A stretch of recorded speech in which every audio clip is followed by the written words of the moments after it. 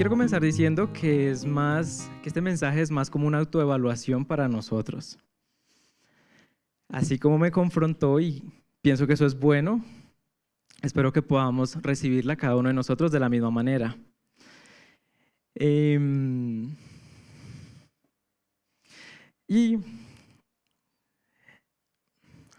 cuando ya se acercaba la fecha de la predicación, empecé a orar y a pedirle al Señor que me aclarara pues qué le gustaría que hablara, qué tema colocar en mi corazón para poder compartir a la congregación.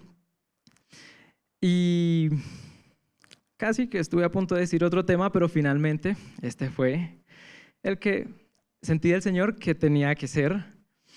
Y es porque vivimos en un mundo actualmente donde muchas personas dicen ser cristianas o dicen ser creyentes de Dios o dicen, no sé, caminar en las cosas del Señor, pero las obras, las acciones que demuestran, dice completamente lo contrario o dejan mucho que desear, dejan mucho que pensar, ¿no? Personas famosas o de pronto alguien que conozcamos. Y quisiera que pensara en este momento en una persona que de pronto encaja con este perfil, que alguna vez escuchamos de que es cristiano, o de que asiste a una iglesia, o de que ha recibido al Señor, pero uno mira su día a día, su caminar, y es a veces como seguro, como que me deja muchas dudas, como que ¿será que sí, será que no?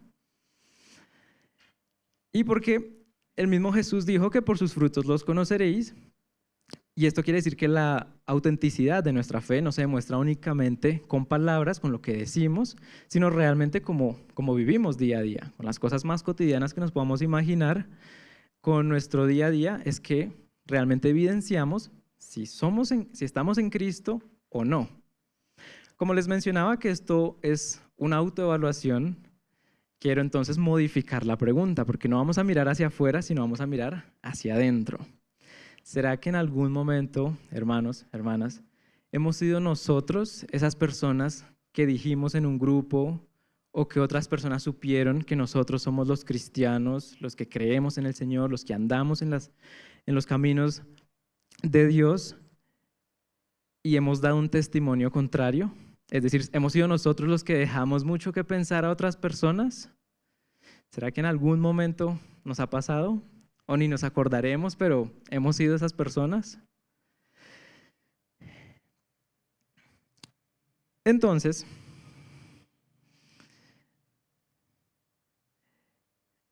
iniciando como la preparación del bosquejo y todo esto, el Señor fue como muy certero y me regaló para empezar 2 Corintios 13:5. Dice, en la traducción lenguaje actual, pónganse a pensar en su manera de vivir y vean si de verdad siguen confiando en Cristo.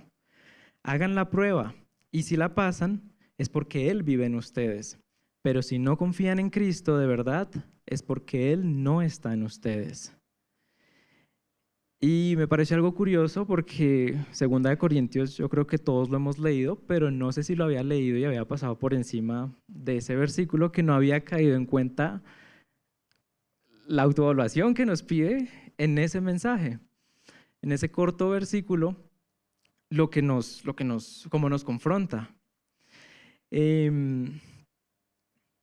Así que pues justamente con ese tema, como con todo esto de realmente si estoy haciendo las cosas correctamente, es que el Señor quiso que comenzara pues esta enseñanza. No quisiera pensar de que todos estamos fallando o de que este es un tema nuevo, porque yo sé que lo que vamos a decir aquí no es cosa nueva. Ya lo hemos hablado en otros mensajes, se habla mucho de la fe y las obras, ya sabemos lo que dice Santiago, todo esto. Pero a veces uno tiende a caer como en una frialdad o en tibieza y resulta olvidándose de la esencia realmente de Cristo y de lo que Él quiere de nosotros. Entonces,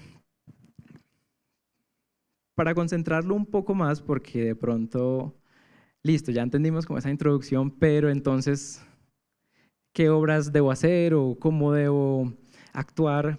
¿A qué se refiere todo esto? Em, Vamos a desglosarlo en unos punticos. Para que me desconcentre. Listo, ya. Vamos a desglosarlo en unos puntos. Antes de empezar con nuestro primer punto,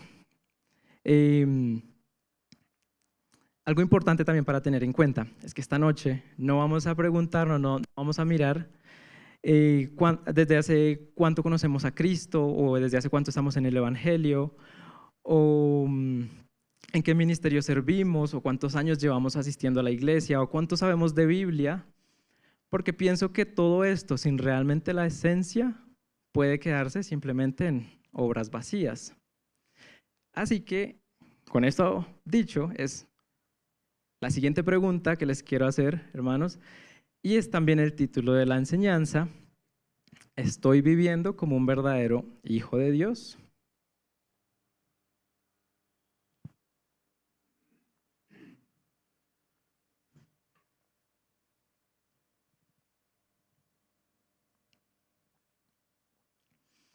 Parafraseado el título, que también es una pregunta: ¿será que mi vida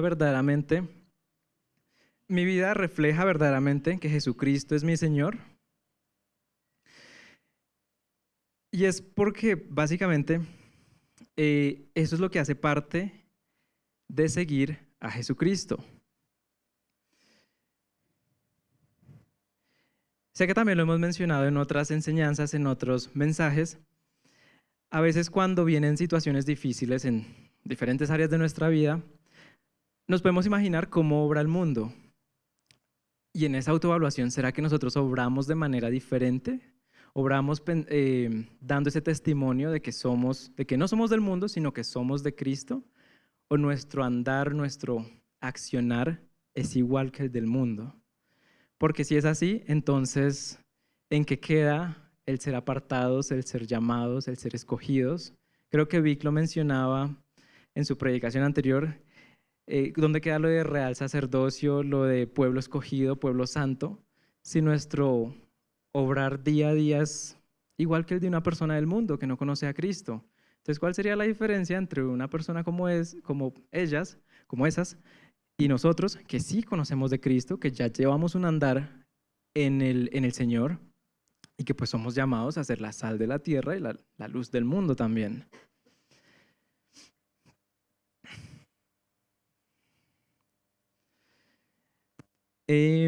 Dicen Colosenses 3:12, solo ese primer versículo, porque eso es un texto completo: vestidos pues como escogidos de Dios, santos y amados, de entrañable misericordia, de benignidad, de humildad, de mansedumbre, de paciencia. Ahí sigue diciendo, soportándoos unos a otros, y que predomine el amor. Sigue diciendo más adelante, que eso es como un texto que habla también pues de cómo debemos obrar y del amor. Así que si nos preguntan qué es lo que realmente evidencia que tenemos fe en Cristo, que somos de Cristo, que le pertenecemos a Él, en lo que estuve buscando, pues hay muchas cosas, ¿verdad? Pero para sintetizarlo y no extendernos mucho, podemos decir que está el amor y las buenas obras, que es ese testimonio del que hemos hablado en muchas enseñanzas. ¿Cuál es ese testimonio que estamos dando? Si estamos reflejando a Cristo a través de nosotros, o las personas nos ven y ven a cualquier otra persona a través de nosotros, pero no ven a Cristo. Y sé que tiene muy presente ese texto en Santiago, pero lo vamos a leer también, que es Santiago 2, del 14 al 26, donde nos dejan muy claro la importancia de la fe y también la importancia de las obras. Hermanos míos, ¿de qué aprovechará si alguno dice que tiene fe y no tiene obras? ¿Podrá la fe salvarle? Y si un hermano o una hermana están desnudos y tienen necesidad del mantenimiento de cada día, y alguno de vosotros le dice: id en paz, calentados y saciados, pero no les dais las cosas que son necesarias para el cuerpo, ¿de qué aprovecha? Así también la fe, si no tiene obras, es muerta en sí misma. Pero alguno dirá, tú tienes fe y yo tengo obras. Muéstrame tu fe sin obras y yo te mostraré mi fe por mis obras. ¿Tú crees que Dios es uno? Bien haces. También los demonios creen y tiemblan. Mas ¿quieres saber, hombre vano, que la fe sin obras es muerta? ¿No fue justificado por las obras Abraham, nuestro padre, cuando ofreció a su hijo Isaac sobre el altar? ¿No ves que la fe actuó juntamente con sus obras y que la fe se perfeccionó por las obras? Y se cumplió la escritura que dice, Abraham creyó a Dios y le fue contado por justicia y fue llamado amigo de Dios. Vosotros veis, pues, que el hombre es justificado por las obras y no solamente por la fe. Asimismo también Rahab la ramera no fue justificada por obras cuando recibió a los mensajeros y los envió por otro camino, porque como el cuerpo sin espíritu está muerto, así también la fe sin obras está muerta. Así que para responder a esa pregunta que fue el título de si estamos viviendo como verdaderos hijos de Dios, quiero que examinemos 4 áreas nomás en las que decidí enfocar pues esta autoevaluación y esta enseñanza que el Señor me regaló. Aquí en el versículo en este pasaje, ya hemos hablado mucho de la fe, las obras y la salvación que viene, por supuesto, de Cristo. No se trata de hacer solo buenas obras para ser salvos, porque también dice la palabra que no por obras sois salvos para que nadie se gloríe. Sin embargo, después de haber sido transformados por Cristo, es que debemos reflejar esa salvación con las obras. O sea, las obras deben ser como ese resultado, como esa evidencia de la fe que tenemos en Dios. ¿Estoy diciendo cosa nueva? No es cosa nueva, esto ya lo tenemos claro, lo entendemos, pero a veces nos es difícil llevarlo a la práctica, que es ahí pues donde vamos a mirar qué tal estamos en estas cosas.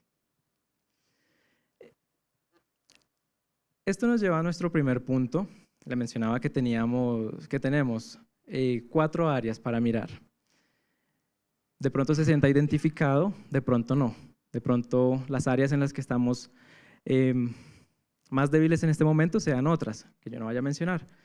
Sin embargo, pienso que son un poco generales, de modo que miremos si estamos bien o no estamos tan bien. El primer punto es, ¿quién gobierna mis bienes? ¿Quién gobierna tus bienes, iglesia? Todo lo que tenemos, las riquezas, el dinero, posesiones. Y comenzamos con un punto que es fuerte, porque el dinero puede convertirse en la raíz de todos los pecados, pero también sabemos que esas cosas son necesarias para el cuerpo físico. Entonces, les voy a leer. Creo que también nos van a aparecer ahí en las diapositivas para este primer punto. Marcos 10, del 17 al 30. Al salir él para seguir su camino, está hablando de Jesús, vino uno corriendo e hincando la rodilla delante de él, es decir, poniéndose de rodillas delante de Jesús, le preguntó, Maestro bueno, ¿qué haré para heredar la vida eterna? Jesús le dijo, ¿por qué me llamas bueno? Ninguno hay bueno, sino solo uno, Dios. Los mandamientos sabes, no adulteres, no mates, no hurtes, no digas falso testimonio, no defraudes, honra a tu padre y a tu madre. Él, entonces respondiendo, le dijo, Maestro, todo esto lo he guardado desde mi juventud. Entonces Jesús, mirándole, le amó y le dijo, una cosa te falta, anda, vende todo lo que tienes y dalo a los pobres, y tendrás tesoro en el cielo, y ven, sígueme, tomando tu cruz. Pero él, afligido por esta palabra, se fue triste porque tenía muchas posesiones. Antes de mencionar algo más, quiero continuamente leerles Lucas 9, del 1 al 10.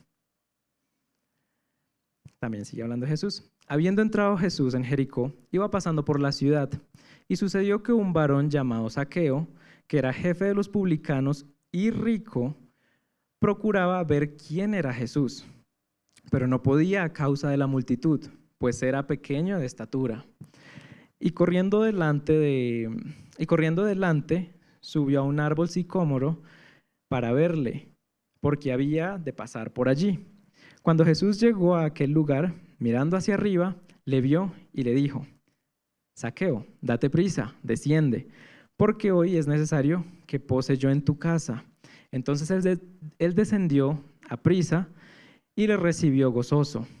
Al ver esto, todos murmuraban diciendo que había entrado a posar con un hombre pecador.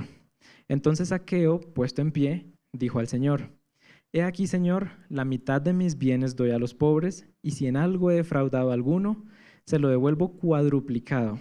Jesús le dijo: Hoy ha venido la salvación a esta casa, por cuanto él también es hijo de Abraham, porque el Hijo del Hombre vino a buscar y salvar lo que se había perdido. Listos. Entonces, el Señor no nos pide el día de hoy que vendamos todo lo que tenemos para darlo a los pobres. Gracias a Dios no nos pide eso.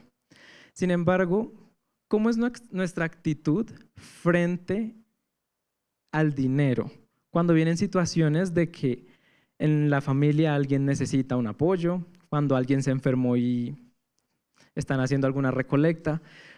¿Cuál es nuestra actitud cuando estamos en la calle y vemos la necesidad en personas que están mendigando y que están pidiendo dinero? ¿Cómo es nuestro corazón en ese momento? ¿Nos dolemos en ese momento y buscamos ayudar? ¿O somos de los que sí, como que nos quedamos con los bienes, con el dinero, con las riquezas para nosotros mismos, sin querer compartirlo? Solo pensemos, ¿cómo actuamos en ese momento?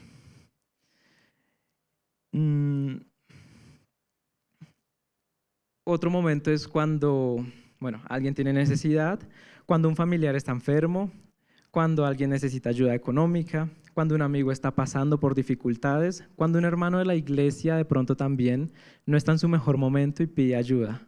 ¿Cuál es nuestra actitud en relación al dinero? Aquí en ambas historias vemos que ambos eran ricos. El joven rico, pues no se dice que tanta fortuna tenía, pero se decía que era rico. Zaqueo dice que no solo era fariseo, sino era líder de los, no mentiras, publicano, qué pena con ustedes. Publicano, sí, la confundí con un punto más adelante. Que no solo era publicano, sino jefe de los publicanos. También pues su fortuna para esa época, no sabemos cuánto es exactamente, pero pobre no era. Ambos tuvieron un encuentro con Jesús, ambos recibieron una invitación, pero ¿cuál fue la actitud del joven rico? Ninguna.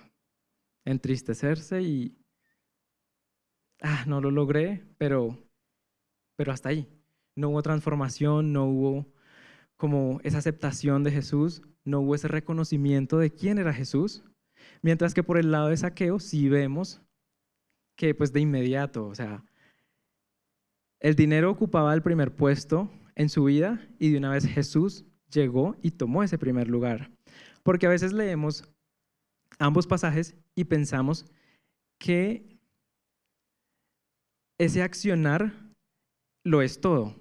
O sea, el tener que hacer, el tener que dar el dinero, el tener que ayudar. Pero el misterio aquí en todo esto está es si confiando en Jesús hacemos lo que hacemos. Para el joven rico es evidente que su riqueza era su ídolo, lo que ocupaba su primer lugar. Él no le dio cabida, por así decirlo, a Jesús para que lo transformara. Entonces prefirió su riqueza que obedecer lo que Jesús decía. Con Zaqueo, ¿qué pasa? Con Zaqueo, porque también lo dice, que si alguien es defraudado, entonces pueda que, llevara su vida como la llevara, tenía su riqueza, pero ese encuentro con Jesús lo transformó. Ese encuentro con Jesús hace que Jesús llegue al primer lugar para que por amor a Él y por obediencia es que dé a los pobres la mitad de lo que tiene y cuadruplica si algo le ha quitado a alguna persona, pues ahí lo dice.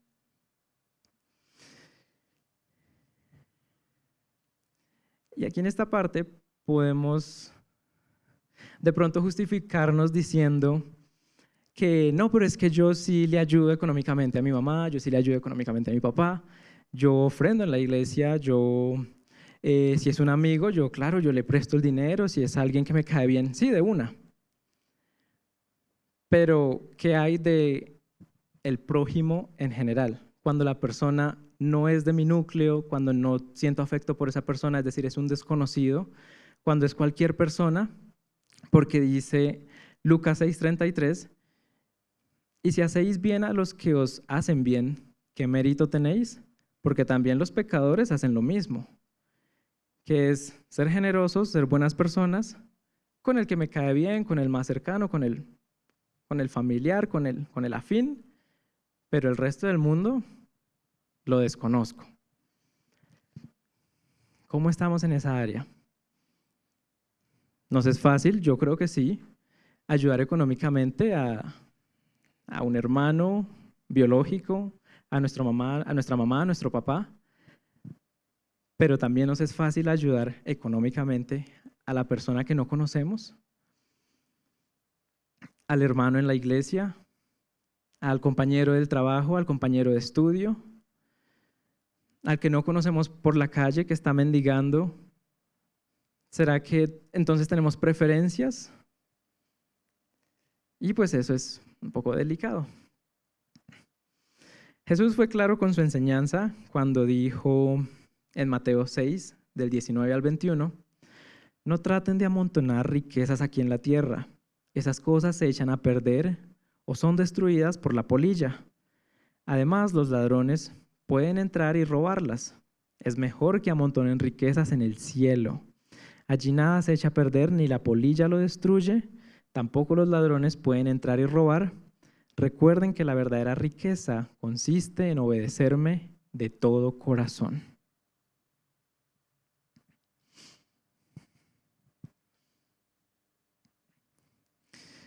Listos. Entonces, ya lo hemos mencionado en otras charlas también. Ahora no estoy diciendo pues que tener posesiones es malo, porque no lo es. Pablo dice que el que trabaje que no coma, y también sí. ¿Cómo? ¿Qué dije?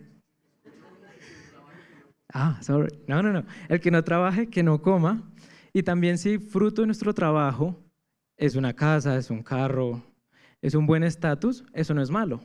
Y el Señor sabe que tenemos necesidades humanas. Pero como lo hemos mencionado en bastantes ocasiones,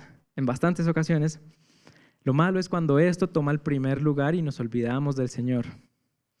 Todo está en el corazón. Y con el joven rico, por ejemplo, lo que sucede fue que su corazón estaba endurecido para recibir a Cristo y obedecerle. Él prefirió quedarse con la riqueza, porque donde esté tu corazón, allí también estará tu tesoro.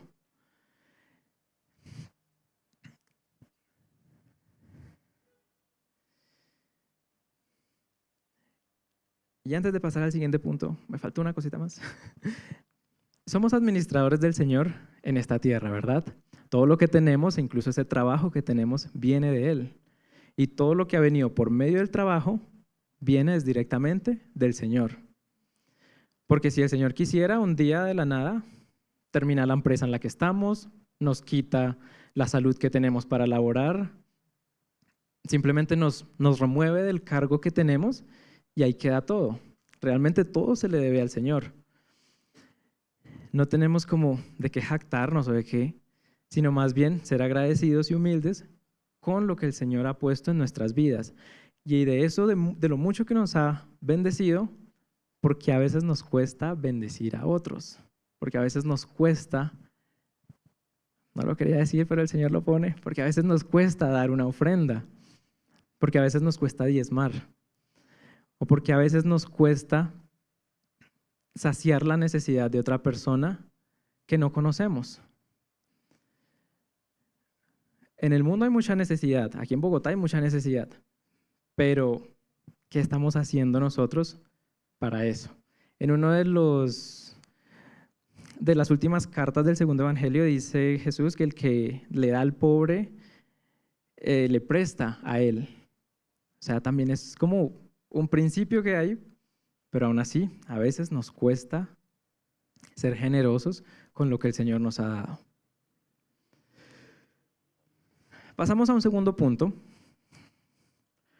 que es otra pregunta. Todo esto es una autoevaluación. ¿Quién gobierna mi tiempo y mi obediencia? Antes de mencionar algo, les quiero leer Mateo 21, del 28 al 32. Pero, ¿qué os parece? Un hombre tenía 2 hijos, y acercándose al primero le dijo: Hijo, ve hoy a trabajar a mi viña. Respondiendo él dijo: No quiero. Pero después, arrepentido, fue. Y acercándose al otro, le dijo de la misma manera. Y respondiendo él, dijo: Sí, señor, voy.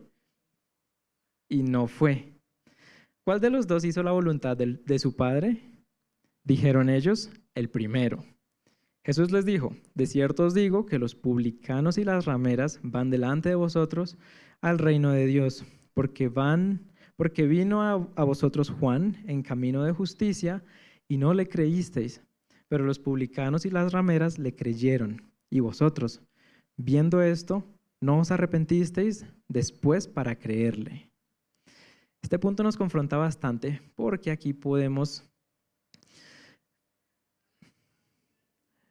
ser confrontados con muchas cosas del mundo. Si bien no se menciona en esa parábola la razón de por qué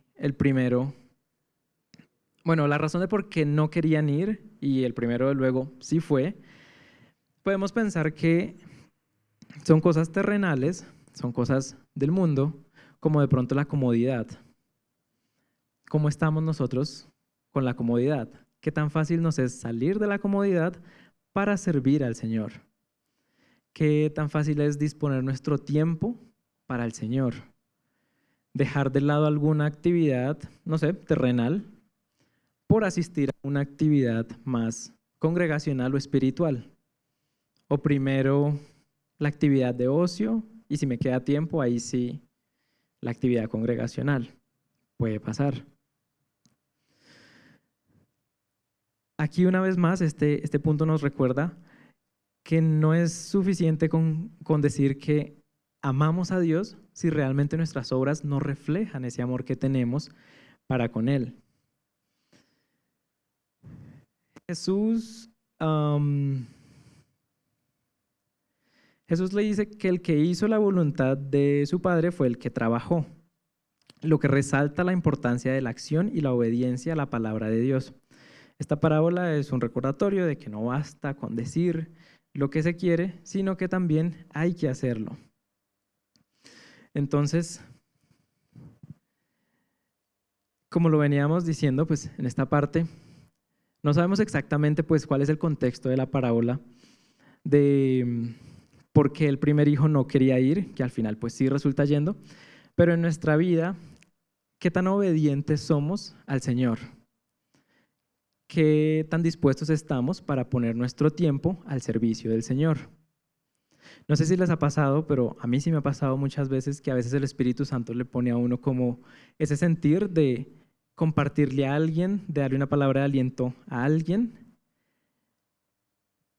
Y empezamos es como a razonar humanamente de, ¿será que sí? ¿Será que no? ¿Y si se pone de mal genio? ¿Y si me juzga? Ay, no, qué pena.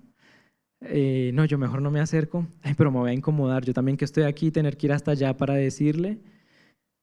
Estas pequeñas acciones que se presentan en el día a día, uno podría pensar, no, esto es de lo más mínimo, eso no tiene relevancia, pero es el Señor presentándosenos en esas pequeñas actividades del día a día. ¿Qué tan dispuestos estamos a sacrificarnos nosotros mismos y todo lo que queremos hacer en la carne por obedecer y vivir en el Espíritu?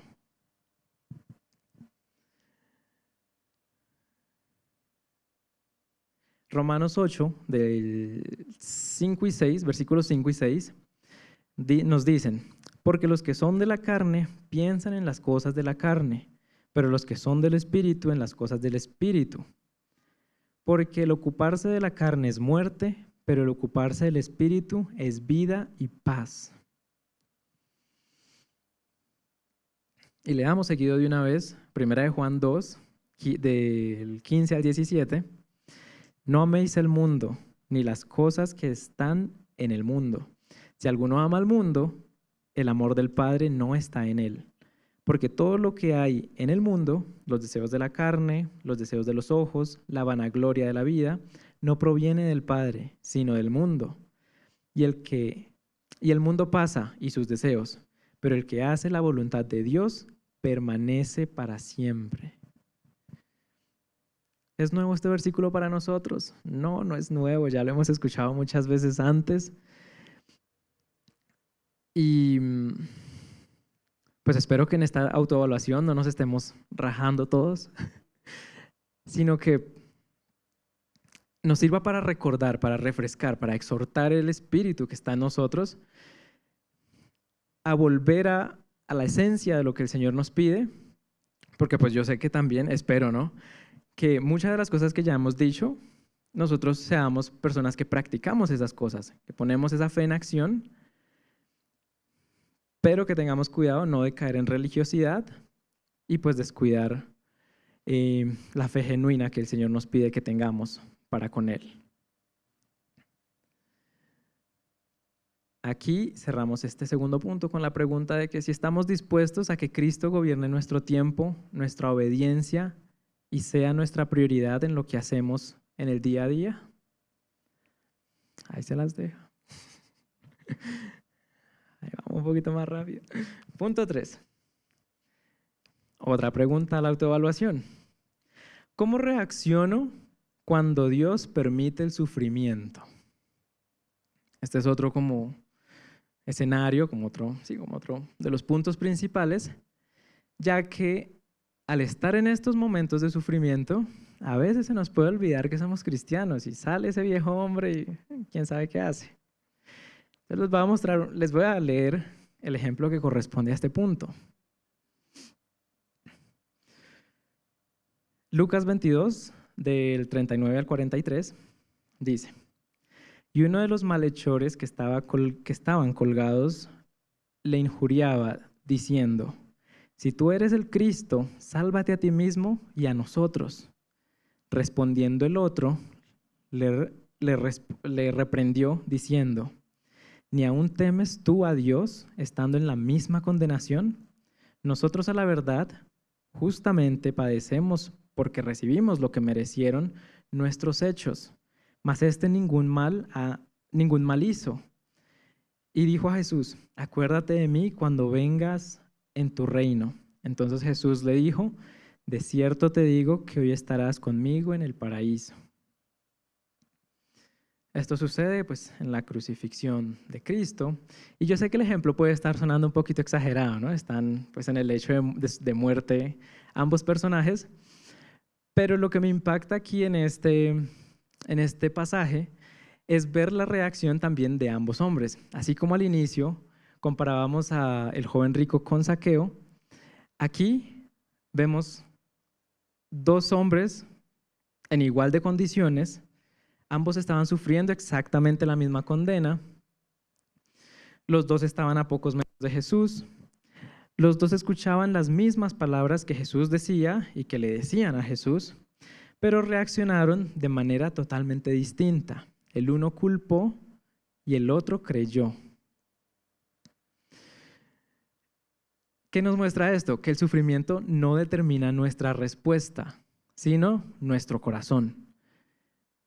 Nuestro corazón es el que determina cómo reaccionamos frente a diferentes situaciones difíciles que el mundo nos presenta.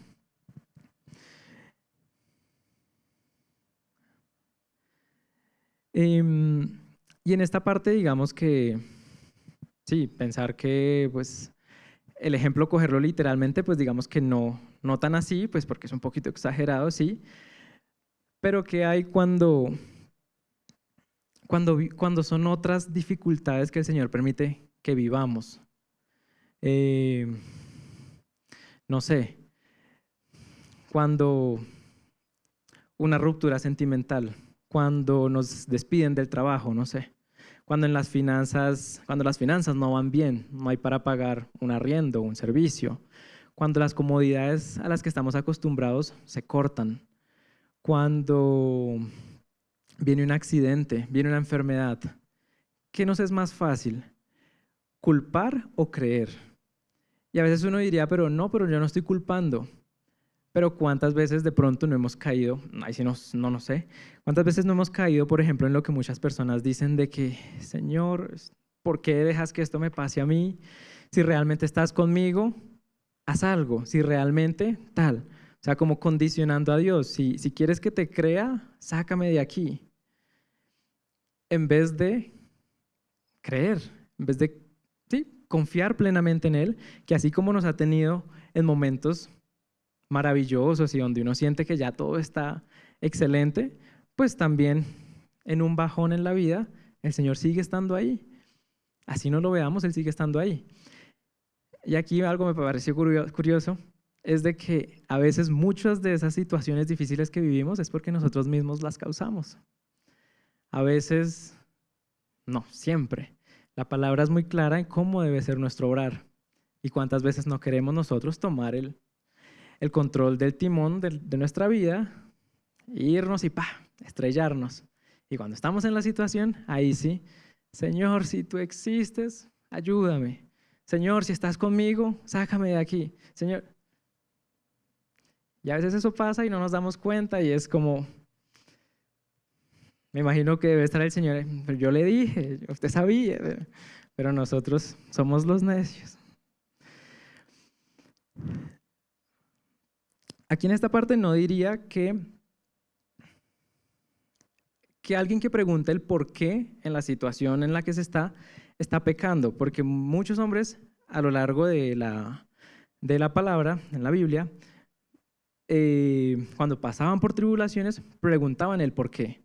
Pero la diferencia está en que unos preguntaban confiando en Dios y otros preguntaban reclamando o rechazándolo.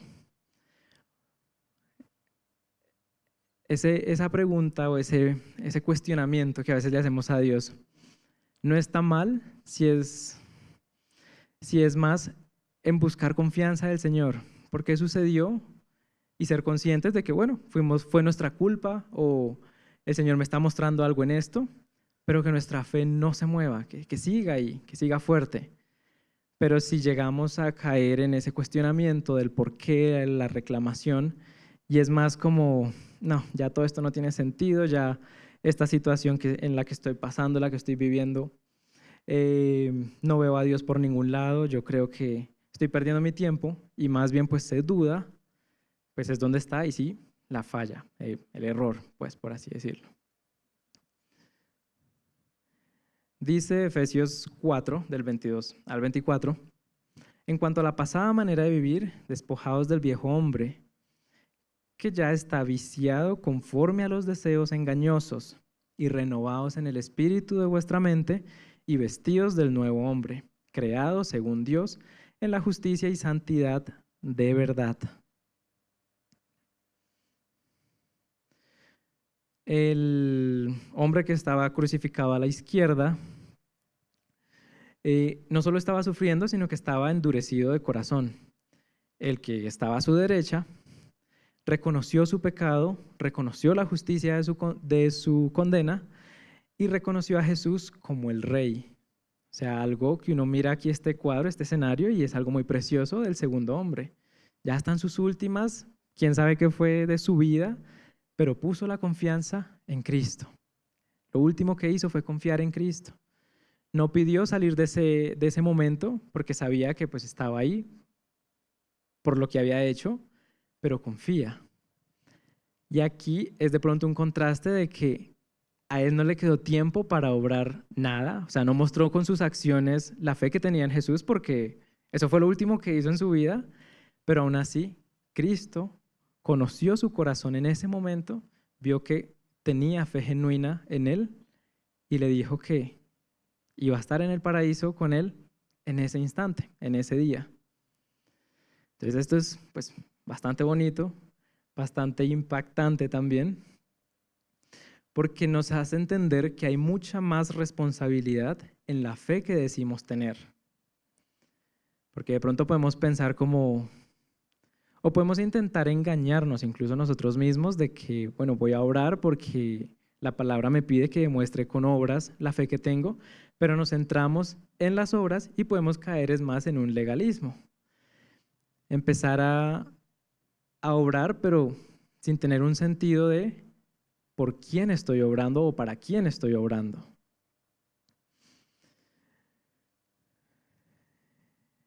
En esta parte, básicamente lo que leíamos en el último versículo es entender, ya no vivimos por lo que sucede en el mundo, ya no debo andar detrás del corre-corre del mundo, como Víctor nos enseñaba en su predicación anterior. Ya no es, ya mi estado de ánimo no está de acuerdo a lo que pasa en el mundo, sino es entendiendo y teniendo confianza plena en lo que el Señor hace en nuestras vidas, sin importar el panorama, el pronóstico. Dependemos es de Dios, no dependemos de la situación del mundo. Así que cerramos este punto 3 con la pregunta de ¿qué nos es más fácil hacer? ¿Reclamarle a Dios o confiar en Él a pesar de? Y llegamos a nuestro cuarto y último punto, donde es la última pregunta, donde es la última área que el Señor me regaló para sintetizar este tema, y es, ¿mi fe es solo apariencia o produce perseverancia? Y es prácticamente en el ámbito de la fe misma. ¿Reflejo a Cristo con mis acciones por la fe que tengo o simplemente estoy como intentando engañar con lo que hago? Este punto es un poco más complejo, más difícil, pero voy a intentar explicarlo de la mejor manera. Para este punto, pues si mi fe es solo apariencia o produce perseverancia, quiero leerles Mateo 26, del 14 al 16, que dice: Entonces uno de los 12, que se llamaba Judas Iscariote, fue a los principales sacerdotes y les dijo: ¿Qué me queréis dar y yo os lo entregare? A Jesús. Y ellos le asignaron 30 piezas de plata, y desde entonces buscaba oportunidad para entregarle. Seguido, leamos Juan 3, versículos 1 y 2. Había un hombre de los fariseos, este era el fariseo, que se llamaba Nicodemo, un principal entre los judíos.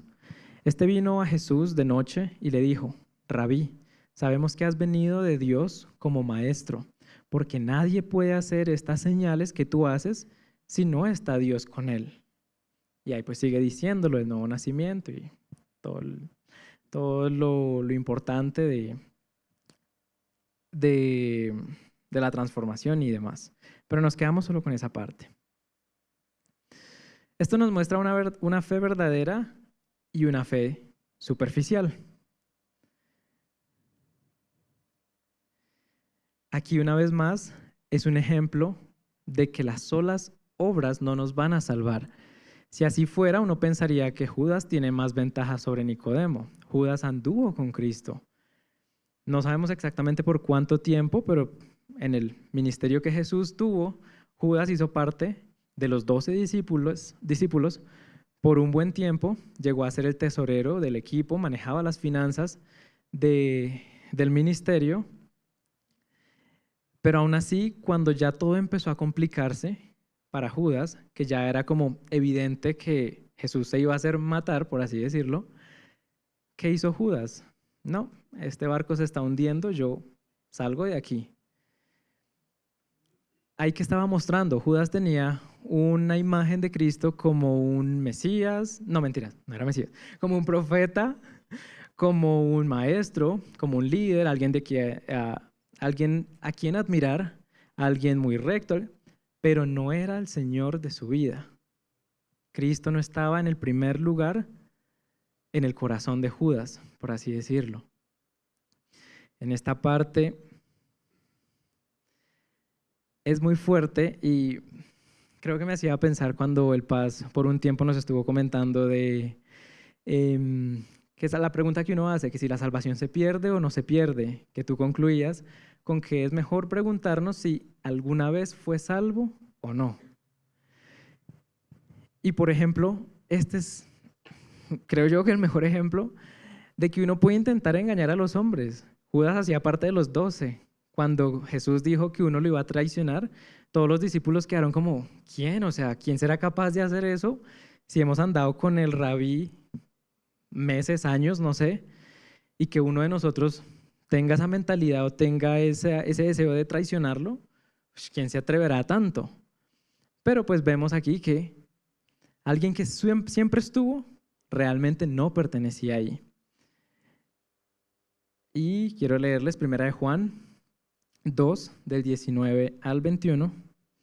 Dice, estos enemigos de Cristo se reunían con nosotros, pero en realidad no eran de nosotros, de nuestro grupo. Si hubieran sido de nuestro grupo, se habrían quedado con nosotros, pero se apartaron del grupo para mostrar claramente que no todos los que se reúnen con nosotros son de los nuestros.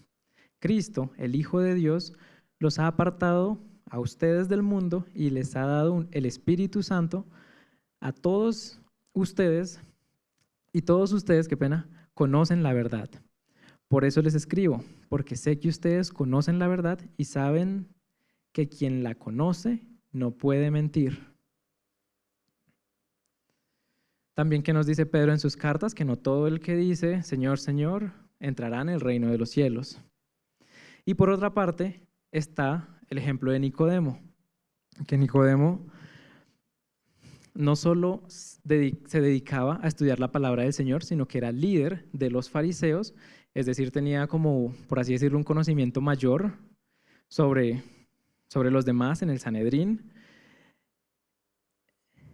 Y es tan impactante lo que puede hacer Jesucristo que con simplemente una conversación que tuvo con Nicodemo fue suficiente para que Nicodemo transformara su vida, para que entendiera que todos esos años de estudio realmente estaban incompletos porque el único que podía transformar, el único que tenía salvación, por medio de quien había salvación, era Cristo.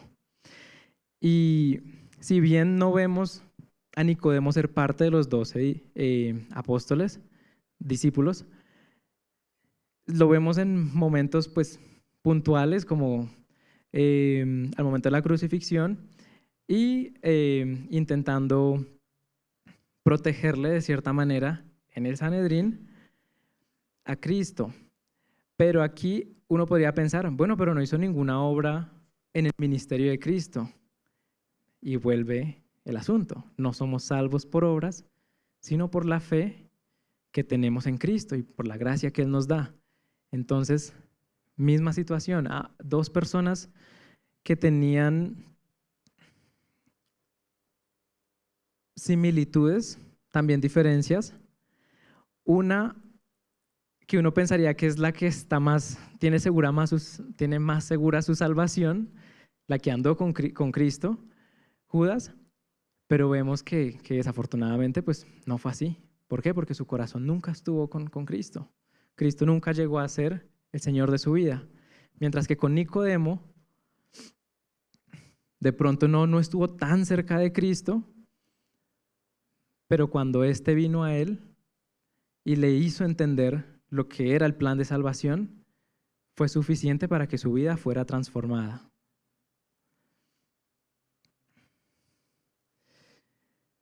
Ok, entonces, iglesia, ¿cuál es ese alcance que debe tener nuestra fe en Dios? Solo cuando todas las cosas están bien es que decimos, no, confío plenamente en el Señor. Solo cuando estamos aquí en la iglesia es de que, por supuesto, yo tengo fe en el Señor. O cuando se presentan esas cosas, esas tormentas, esas tempestades en el mundo.